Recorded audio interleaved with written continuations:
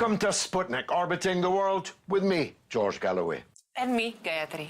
Morocco was the first Arab country I ever visited, and, whisper it softly, it's still my favourite. It is no secret, however, that in Morocco, all is not what it seems. The king isn't as securely in his castle as was his father for so many decades. Not as popular either. Progress towards a constitutional monarchy, like in Spain, Britain, or the Netherlands, has been pitifully slow and unsteady. Morocco has a big population, an industrial proletariat, a working class. It has closer proximity to Europe than most Arab countries, and strong political movements and parties, including Islamist ones. It also has something else. I have referred to Morocco as an Arab country throughout this introduction, but many Moroccans are not Arabs, but Berbers. And this rift is an ever-widening one. Joining us to discuss the growing uncertainty in Morocco is Marwa Belghazi, Hirak Solidarity Campaign Coordinator in the UK. Marwa, let's clear this up first. It's Hirak, H-I-R-A-K. What does that actually mean? Hirak means in Arabic movement, and it's the shortcut for popular movements, Hirak Shabi, that defines the name that people have chosen for themselves to define the grassroots movement that has started in the northeast of Morocco, Rif region. And what are its demands?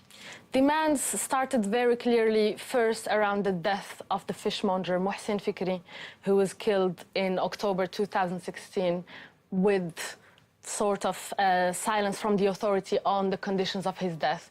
His goods were seized, the fish that he was selling by the authorities, and in the rift and him trying to get the fish back, he was crushed in the garbage truck. The people around the scene, or the way people remember the scene, is that one of the people responsible of the operation, the policeman, said, grind his mother in a sort of insulting way, and therefore started this big movement around the death of the fishmonger, trying to demand for accountability, what happened to him. And it grew slowly to be about social, political and economic demands, asking for a hospital, an oncology department, asking for a university, and for just more accountability and less corruption in the area. Okay. Now, this has a remarkable similarity to the trigger of the Tunisian revolution, which ultimately overthrew the dictatorship there. It was another small business person, a stallholder, and from that small acorn grew a very big movement. How big is this movement? The movement is very wide. It's grassroots, as I said, which means that it gathers people from all the small towns and the big towns around northeast of Morocco, but also it has created a big solidarity movement across Morocco. In every single city, Rabat, Casablanca, Penetra, Marrakesh, Fas, there are coordinations in solidarity, going out in protest, in coordination with the Rif. So I would say it's a wide movement. So what are its characteristics? Is it a class-based thing? Or are there, as I referred to in my introduction, national characteristics in this? Is this a Berber Arab thing as well as whatever else it is? Can I say first that I prefer to use the word Amazigh instead of Berber to speak about the specific ethnicity. Berber has been the word that was used by colonization to describe... Well, it was used by the Romans. Yes. Roman colonization. You know what they called us English. Colonization started from a very long time, or Indeed. Imperialism. So is it a class? Is it an ethnicity thing? I would say it's against oppression, and oppression has been described with very particular traits in the northeast of Morocco. It has a history of the region has been segregated and oppressed for a very long time. When there were protests since the post-colonization, actually, they have been heavily oppressed by the regime, and the regime has decided to put a sort of blackout on the region and give some sanctions by teaching a lesson.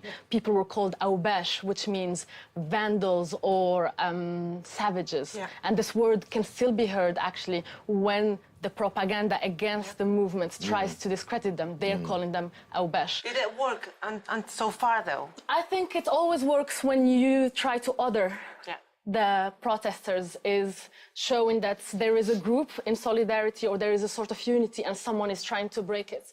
And it's a narrative we hear everywhere, and we've heard throughout the North African uprisings, but also in the Middle East. Middle East also being a word that I don't really like that much. So when we see Tunisia, when we see Egypt, even in Syria, what is still happening, we try to call the people who are calling for more rights as separatists. We call them as troublemakers. So we will show footages. You will see that the police will be at the protest filming on the other side, throwing rocks at the protesters so that when they reciprocate, the police has footage of them throwing rocks, therefore being troublemakers. Well, we're no strangers to that here in this country, of course. And here's the point that I think we have a disagreement about. Everybody in Morocco is oppressed because Morocco is a dictatorship. All Arab countries are dictatorships of one kind or another. So everyone is oppressed. Therefore, the only way you can get rid of the oppression is by uniting all the people who are oppressed. And that's why I asked you if this was ethnic specific. And of course they will call you separatists, but sometimes people are separatists. Is this movement separatist? It's not. And again, I am here as a solidarity campaign coordinator, and that title is very clear because it means I am not there and I cannot, speak on the behalf of the movement. What I can say is how we reach out to the public now to say what the message is across from the country. It's not a separatist movement.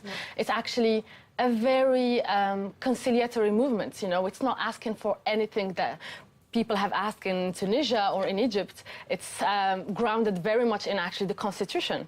And this is where I invite the regime in Morocco to listen to the demands, because there is nothing that the protesters are asking for that is not already in the constitution. And the constitutional reform was actually a royal initiative. So in some way, bearing in mind this history, it would be just completely logical to follow up by listening to the people's demands. I know about the developments in Morocco by reading the Dutch papers, because there's a lot of diaspora, Moroccan diaspora. Actually, they're being called up to actually partake in the protest. Many Moroccans go back to their homelands and they're specifically asked to join the protest.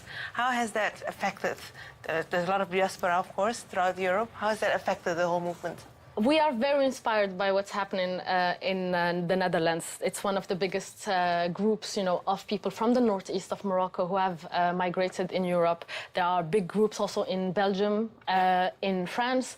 In the UK, we're quite a small group of people, but still, we've managed to have a little action in front of the consulate where we gathered as a group, and the discussion that I wanted to start with that is how, as a diaspora, how, as people who can actually identify with what's happening but do not live there, how can we help the situation? Some people, as you said, have gone back to protests or are involved. Others are organizing protests abroad. For us here in the UK, we want to concentrate on the release of the political prisoners and on an active campaign to get solidarity from the grassroots movements here, because in some way we're not really interested in appealing to the institutions of the UK or of Europe, because it would be in some way betraying the spirit of a grassroots movement. Stony ground, I would think. It's just that Morocco is different from most Arab countries in that it actually does have a civil society. It has trade unions, it has political parties.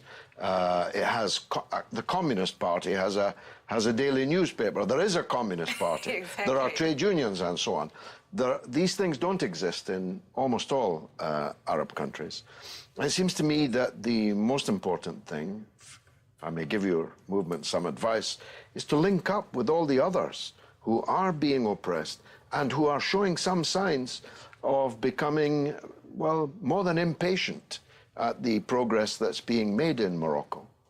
Actually, it's happening already. The coordinations that I was referring to before are in direct link with Morocco. In the last protest that we called the Million March, that people tried to get to Al-Husima, it was astonishing how many people left their cities to go, and the regime was trying to stop actually their efforts to get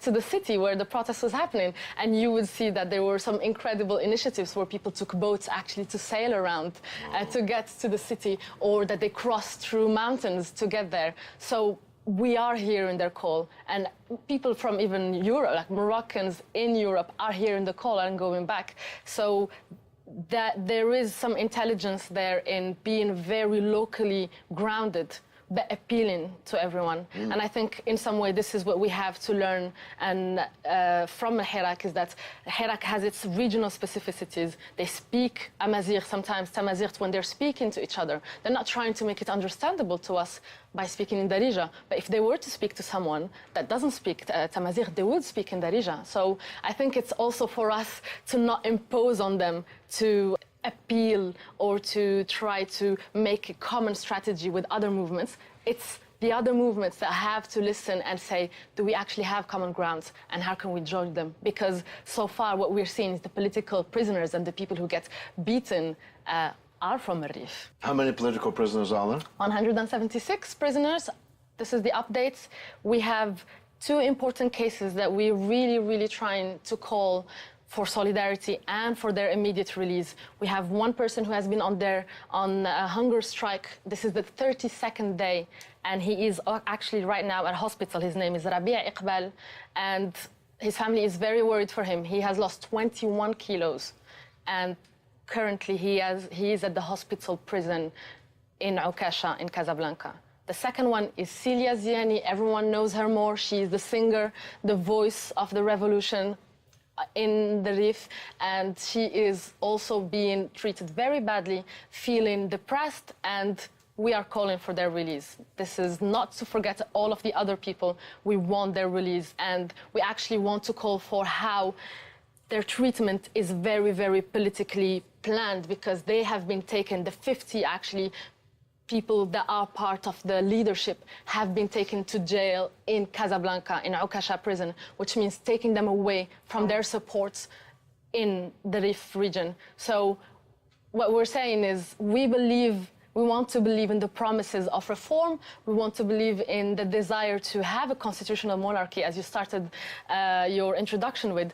We just need proof of that. We need to see proof, and first proof is, well, the right to protest is a constitutional right. It's protected by the Constitution. Free the political prisoners. Indeed, a good slogan any day. Thank you very much indeed. Thank you for joining me. us on the Sputnik. Thank you. Football agent Barry Silkman is up next. Free of charge. Don't miss it.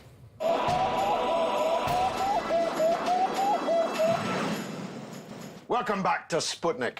Nowadays, footballers have loads of money. Top players can earn hundreds of thousands of pounds per week, and even the ordinary are on thousands. But it was not ever thus. I absolutely shocked my own wife today when I told her that when I started watching football, players had a salary cap of £20 a week. And they were, in fact, bonded labourers. Their clubs actually owned them. All that has changed. Some think too much so. And the credit or the blame, depending on your point of view, lies with the new breed of football agents. Barry Silkman was a top footballer himself, playing for a plethora of clubs, from the now wealthiest Arab-owned Manchester City to the Israeli league, where he played for Maccabi Tel Aviv. He's been an agent for more than 20 years, and a very good and successful one too. And at no cost at all, he's been good enough to share some of the secrets with us on board the Sputnik. Barry, welcome. George, I hate to tell you, but where did you get the no cost at all bit? The invoice will be in next week. No, but I need an agent to discuss with you how much it's got to be. You're a star player, you. Let me tell you, it dismayed me how shocked she was this morning when I told her that when I started watching football, it was 20 quid a week. And it's true. That was a legal maximum. Tell us about that. That's true. It was £20 a week right up until the 60s when Jimmy Hill broke that, and he managed to literally break the no holds barred. It was, you can earn whatever you wanted. But clubs were still frightened to go up, and I think they went up gradually to about £40 a week until Johnny Haynes broke it, which it then became £100 a week. Yeah. And I have to tell you, that was a fab wage. It was an unbelievable wage. Yeah. But I've got to tell you something else that you might not know, and this is very interesting. They used to have two wages. They had, in the season, was one wage, and in the summer, the salary would drop down.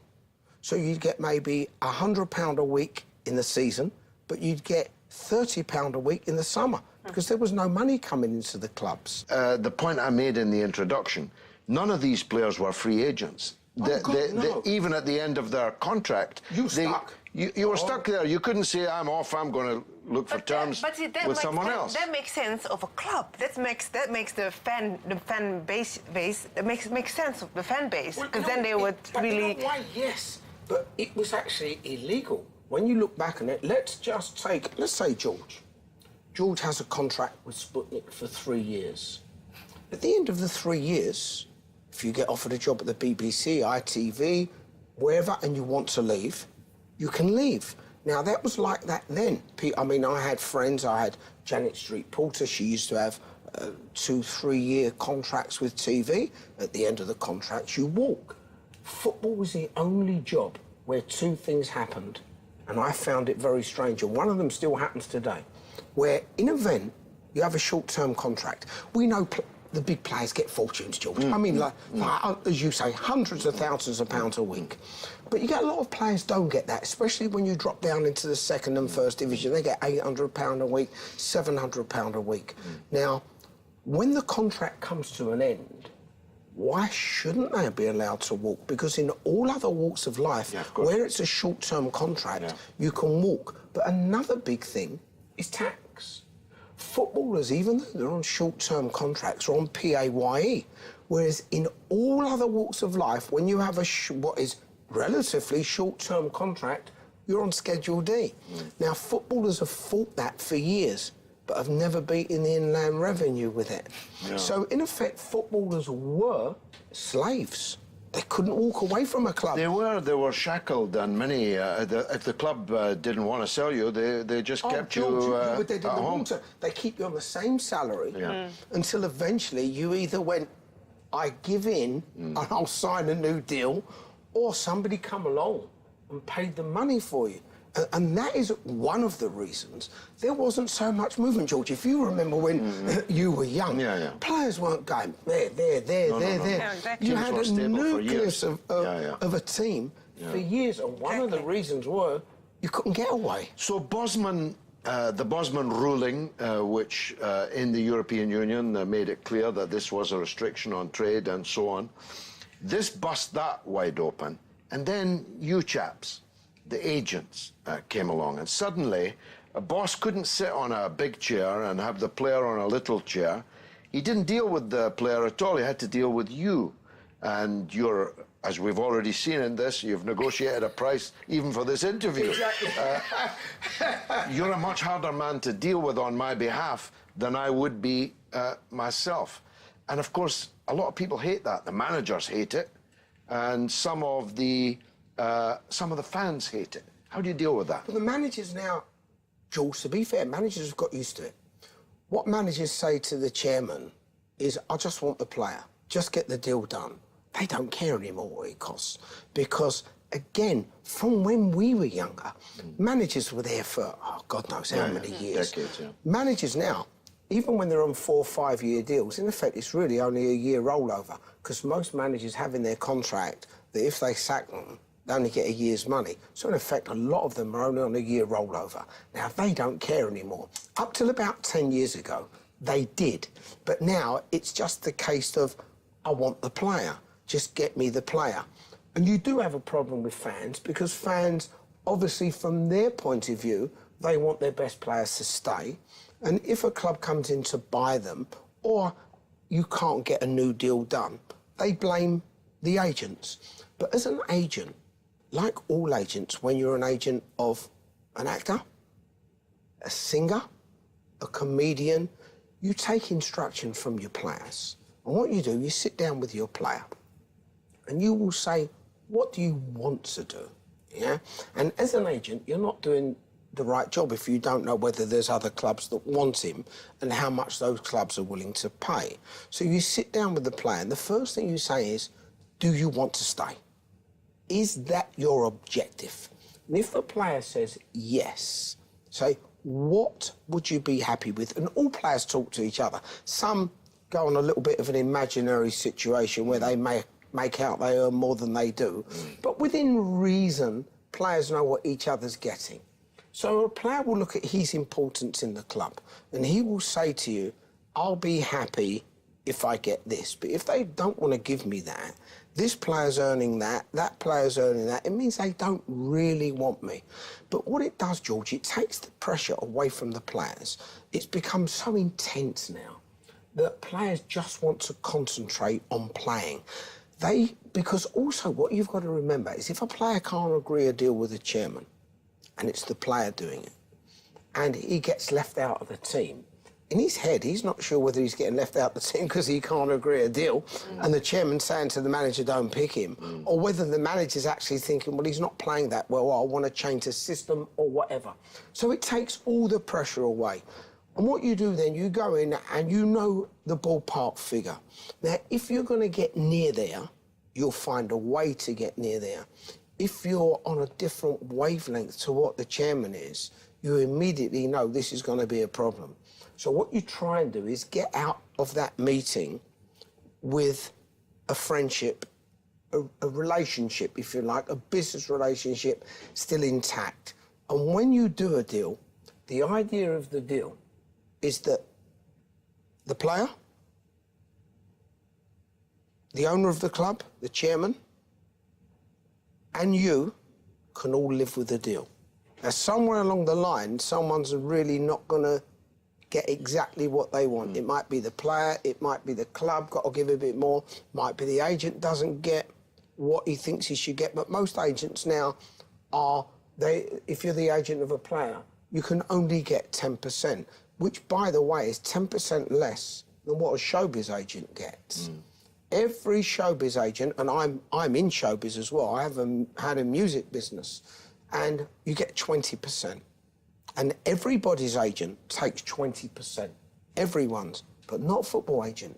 You're actually not allowed to have, as a registered agent of the player, more than 10%. Wow. And out of that, the player has to pay tax on 5% of that. So that's how it works. Now, you do see figures bandied about. Certain agent just received 40 million for a player going to Manchester United, but his was a completely different situation that I won't go into on air. But you are, in a way, you're tied what you earn. And I've never done a deal for a player, ever, since I've done this. You've got to remember, George, I was a player for 18, 19 years. So I know where players are coming from. I've never done a deal for a player where I haven't taken the player's instructions. And sometimes, as an agent, you get horrendous stick. And yeah, you're a lightning. You get horrendous stick. And what you can't do, you can't exactly go on Facebook or on Twitter and say, by the way, it's not me, it was my client telling me, because you don't want the supporters to turn on him. You want the supporters to still love him. Win, lose or draw, you want them to love him. Well, look, Barry, you're a fine player and you're a very good agent. And you've just got 2 new clients. We'll sign up after the interview. Barry Silkman, you're a gentleman and a scholar. Thank you, George. Thanks for joining us on this Sputnik.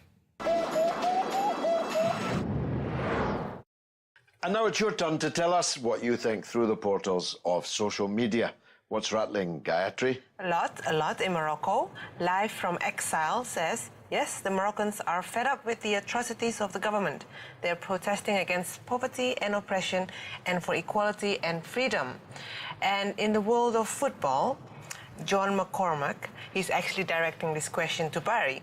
He says, when do you anticipate the end of the so-called Premier League, thanks to your and the players' sheer avarice and rapacity? No, that's not fair. There's plenty of money in Premiership football. Why shouldn't the players get their share of it? And with a man like Barry, I think they're going to... I could just see him dealing with these chief executives and chairmen. I'm not joking. I'm going to have him as my agent. No, I know you're not. And that's all the time we've got for the tweets. Which, alas, means that's the end of the show. But please stay in touch with us on Facebook, Sputnik on Russia Today, or on Twitter and Instagram, RT_Sputnik. It's goodbye from me, Gayatri. And from me, George Galloway. It's been marvellous.